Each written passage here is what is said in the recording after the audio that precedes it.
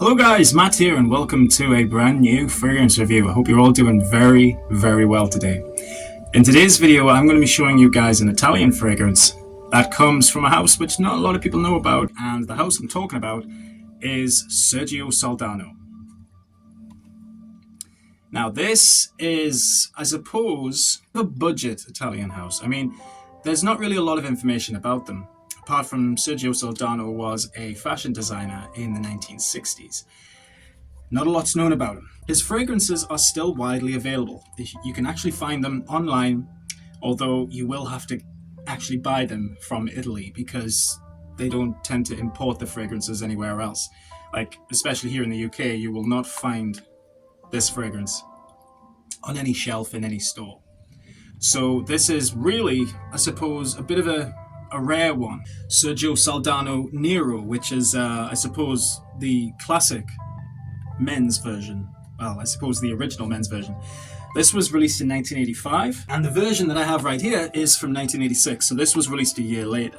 But what kind of smell is it? I mean, looking at this bottle design, it's very interesting to say the least. The whole thing is solid plastic. As you can see, it's white with a lot of gold accents on it. We get Sergio Soldano, we get SS here, and we get for men here.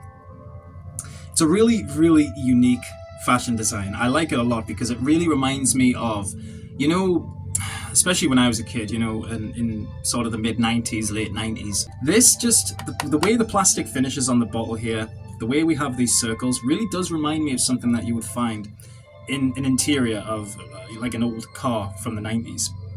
Especially when you look at the older bottle, the Nero version, the black bottle, it really just gives you that vibe.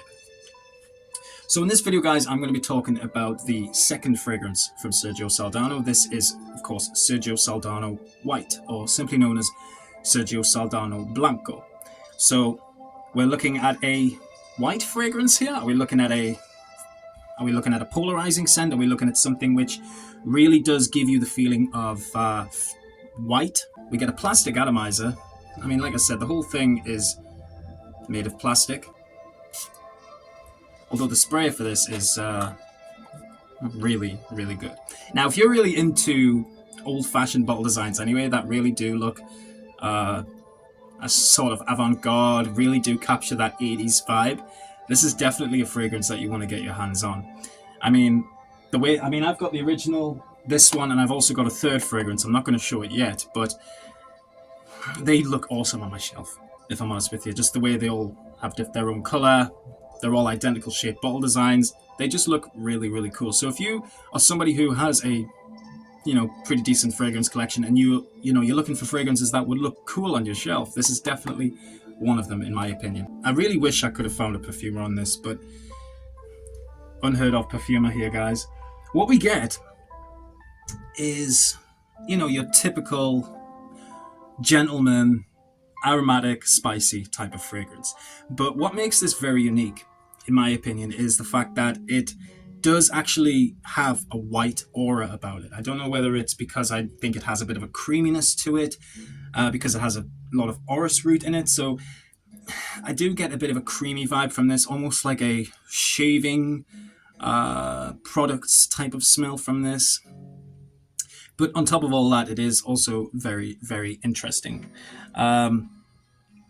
Just looking at the accords for this fragrance, for example, it's really given me a bit of an easier description of what I think this fragrance is. So it's aromatic, it's fresh, spicy, it's powdery.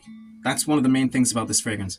It's a very powdery scent, although it is quite, upped up on a nice amount of spice, but it's fresh at the same time, but it's very, very powdery.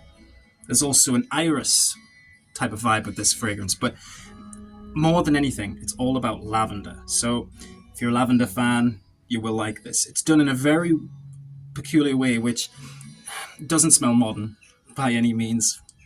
It does smell dated, but it's done in the best possible way, with the fact that the orris root gives it this sort of powdery smell at the same time. So what we're going to do is we're going to look at all of the notes, starting from top, middle, and bottom, and we'll talk a little bit about the smell. So the fragrance itself opens with lavender, which I've mentioned already. It's very polarizing. You really do get it from the beginning. But there's also a herbal type of vibe with this fragrance as well, because we get basil. On top of the citruses as well, we get bergamot and mandarin orange. Now, personally, I get a little bit of citrus, but it's done in a way which, again, has the creaminess, so it doesn't really smell zesty, it doesn't really smell overly fresh, but it's done in a way that smells more creamy. So, as the fragrance is really starting to change, the lavender does stick around, I will be honest, it does stick around for a long time, but once you spray it, after about an hour or two, the orris powderiness really starts to pick up. We get a bit of carnation, we get a little bit of rose in here, so really does make it more of a personal scent, I think, after that hour mark, because it does go on smelling almost like a skin cream product of some sort when you first spray it, but then after a while it really does turn down to something more memorable, something a little bit classy, again dated, but done in a way which does smell very classy and luxurious, in my opinion. I really do think that. As it's drying down, it gets spicier as well, so there is a cinnamon note in here as well, which I do really detect on.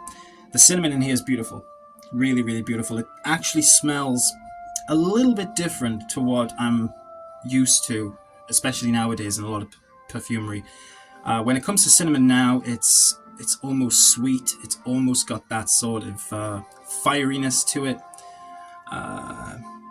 Yeah, whereas this is almost like a dry cinnamon. It's just so well done. It's a beautifully constructed fragrance. It really is.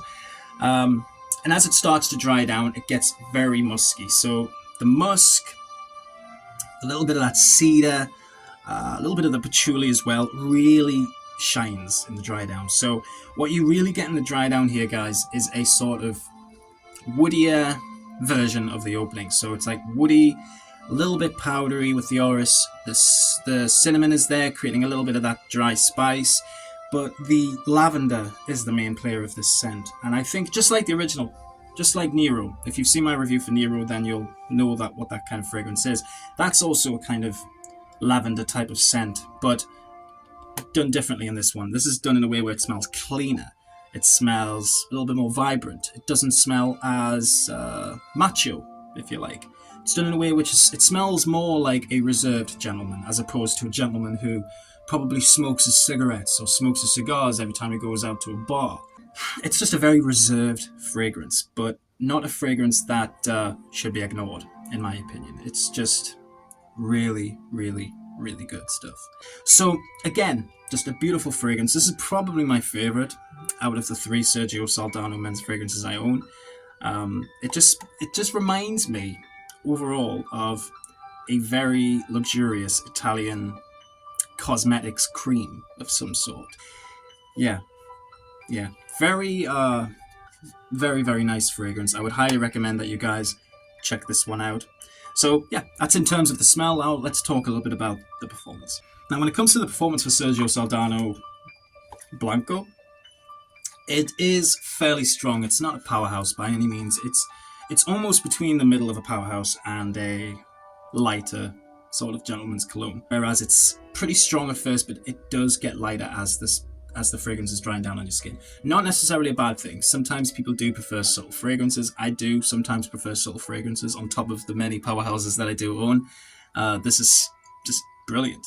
It's brilliant for what it is. I would highly recommend you guys check out this fragrance. But the performance is, like I said, it gets me about 5 to 6 hours. 5 to 6 hours of longevity with a decent sillage for about 45 minutes when you first spray it, and then after that it dries down. I don't think you're really going to get noticed with this fragrance, but you probably will turn some heads when you wear it, because it is a unique scent. It does have its right level of uniqueness. It is different, in my opinion. I could probably think of a few fragrances that it does remind me of, but the overall construction of the fragrance, the vibes that it gives off, the whole powderiness, it's different. It is a different scent. So I would highly recommend that you check out this, this sort of unicorn, really, of an Italian fragrance. It's truly, truly brilliant stuff. I've had this for about 2 years, and I love it. I absolutely love it. I love all of my fragrances, as you guys know, but this one is truly something quite special. It really is. So, yeah, guys, that has been my review for Sergio Soldano Blanco. If you want to check out my review for Sergio Soldano Nero, I will leave it in the description of the video. If you guys would like to see my third fragrance from Sergio Soldano for men that you would like me to review, let me know and I will do that for you. Take care of yourselves, guys. I hope you've enjoyed this video. Keep smelling good, and bye-bye for now.